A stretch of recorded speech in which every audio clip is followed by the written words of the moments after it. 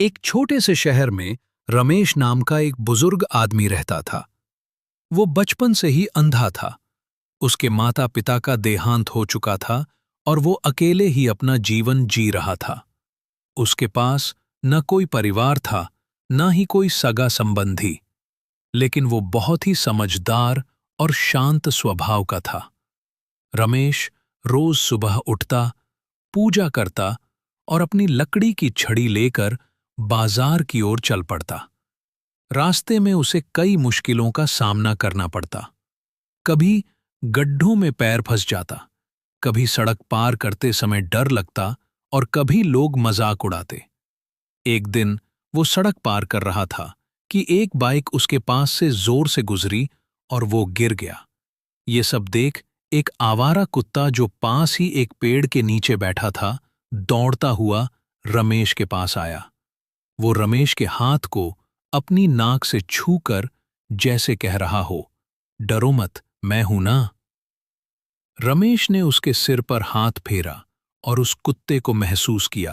तभी एक लड़के ने रमेश को उठाया और बोला, बाबा, ये कुत्ता तो रोज यहीं बैठा रहता है, लगता है ये आपको पहचान गया। उस दिन के बाद वो कुत्ता रोज रमेश के साथ चलने लगा। रमेश ने उसका नाम रखा शेरू।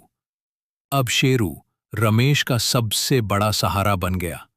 वो सुबह रमेश को दरवाजे पर इंतजार करता, फिर बाजार तक सावधानी से ले जाता, सड़क पार करवाता, सब्जी वालों से रमेश के लिए सौदा करवाता और फिर सही सलामत घर वापस ले आता।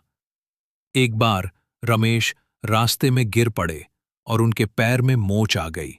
शेरू दौड़कर पास की दुकान पर गया।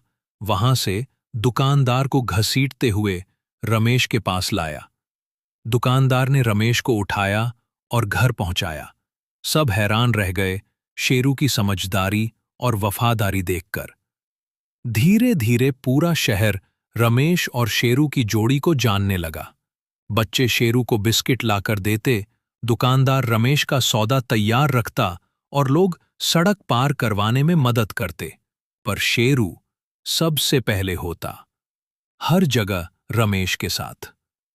रमेश अक्सर कहा करते, मैं अंधा जरूर हूं, पर भगवान ने मुझे एक ऐसी आंख दी है जो मुझसे कभी दूर नहीं होती। वो है मेरा शेरू। सीख, इस कहानी से हमें ये सीखने को मिलता है कि सच्चा साथी